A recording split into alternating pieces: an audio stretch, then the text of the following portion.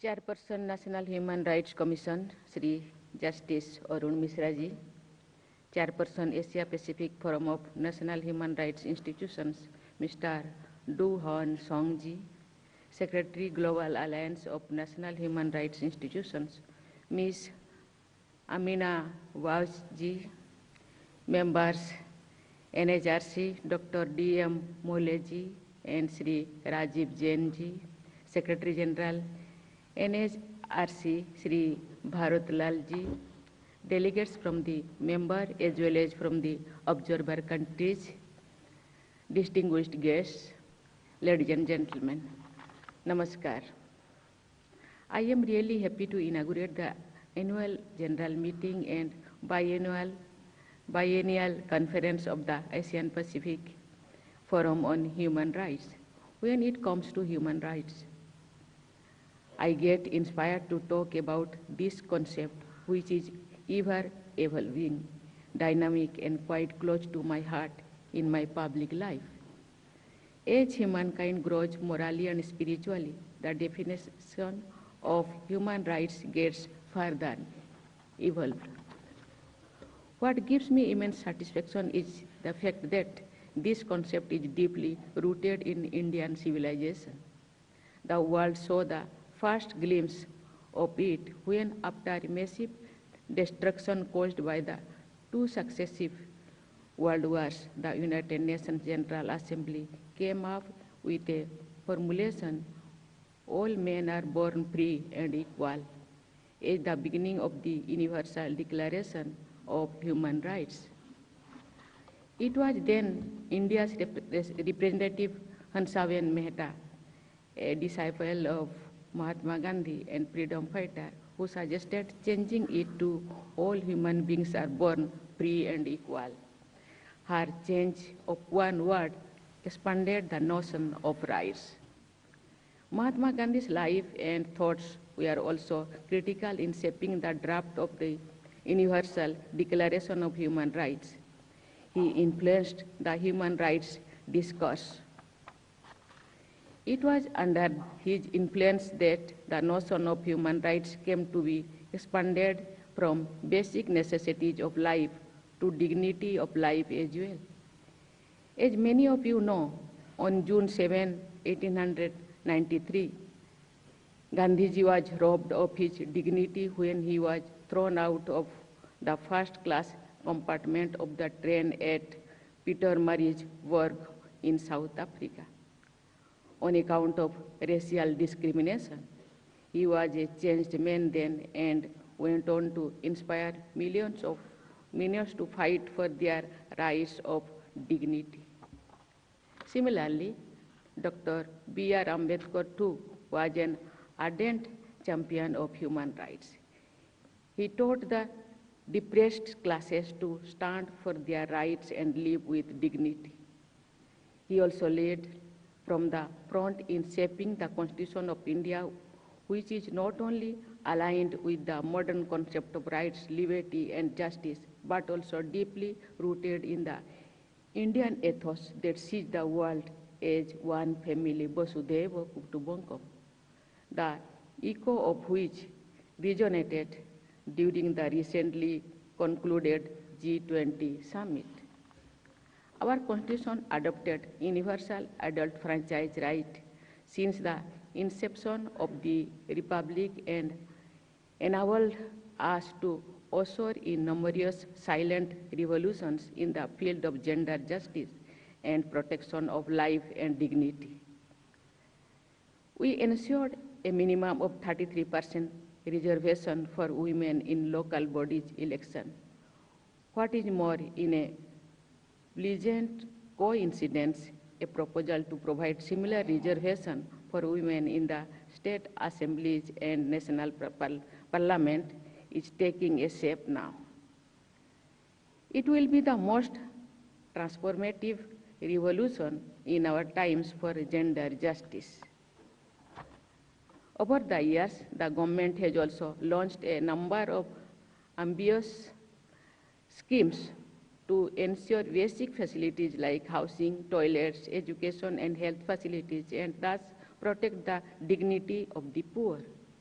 I come from a background where I know how privation, poverty, and illiteracy make life miserable, with economic and social disparities which are no less violative of human rights as any other form of discrimination.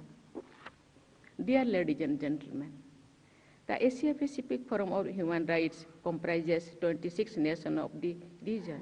Most of the nations that formed this grouping are historically and culturally interconnected. Many of them share heritage and values that combine to make this region distinctly different from the rest of the world. These member nations have coordinated with one another to improve the living conditions of human beings since 1996. When this forum was formed, the group of countries has traveled reasonably far together to achieve its objective, but we still have a long way to go. Here I would like to draw your attention to the historical experience of India with democratic values and individual rights. Much before the Western world got acquainted with the concept of equal human rights through Magna Carta, a revered sage of philosopher from southern India, Basavanna, promoted the concept of individual liberty and equality. He created an assembly of people which was called Anubhava Mandapa, where people, irrespective of their class and gender, would participate and determine their collective fate.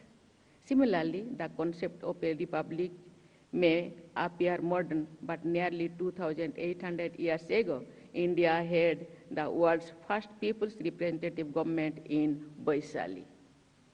I am referring to history only to point out that India and other nations of this Asia-Pacific region are civilizationally protectors of human rights. We are also ready to learn from the best practices in other parts of the world to improve human rights, which I believe is an ongoing project. This forum has a great role to play in evolving an international census through deliberation of consultation with human rights institutions and stakeholders all over the world. And I know that all of you are doing it in right earnest. Dear ladies and gentlemen, I was just looking at the list of the conferences this forum had held in the past.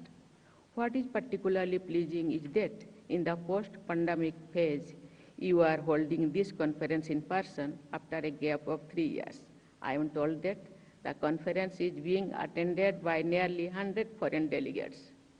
Let us ponder for a moment the causes of the pandemic and natural disasters that have been taking place all around us.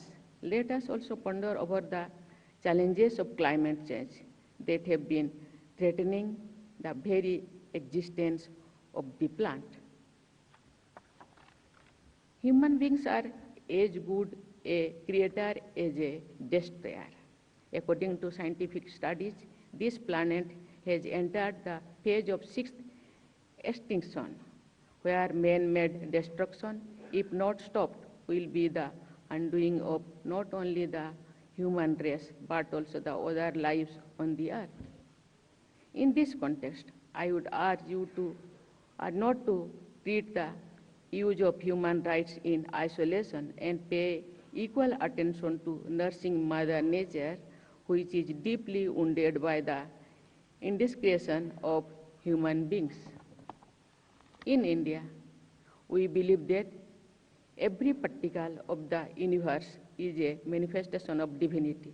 Let us rekindle our love for nature to conserve and enrich it before it is too late. Dear ladies and gentlemen, I am happy to know that this conference has been organized in such a manner as to take a holistic view of human rights, whose realization would ensure good lives for all human beings. More than the codified law, it is a moral obligation of the international community to ensure human rights in every sense of the term. I am told that the conference would have 3 business sessions that would cover international agreements like Paris Principles and Universal Declaration of Human Rights, which provide the basic framework to deliberate upon and coordinate with human rights institutions all over the world. It gives me immense pleasure to learn that one session is exclusively devoted to the topic of environment and climate change, which will have serious bearing on human rights of the people of the poor nations. I am sure that the conference will come out with a comprehensive declaration that will pave the way for betterment of humanity and the planet. In the end, I will refer to the every empowering mantra, Sarve Bhavantu Sukhino, which is the logo of the NHRC, to wish you all success. I once again thank NHRC Chairperson Sri Justice Arun Mishra ji for inviting me to this conference. Thank you. Jai Hind, Jai Bharat. Thank you, Honorable President Madam, for your inspiring words.